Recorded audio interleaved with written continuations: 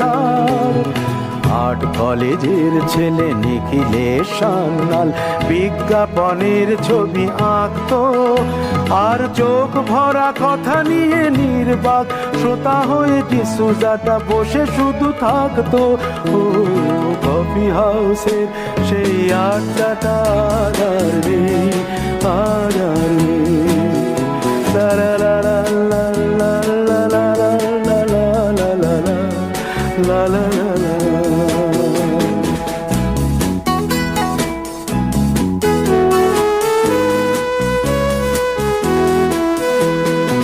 একটা টেবিলে সেই 3-4 ঘন্টা চারমিনার ঠোঁটে জ্বলতো, কখনো বিষ্ণু দে কখনো যামিনী রায়, এই নিয়ে তর্কটা চলতো।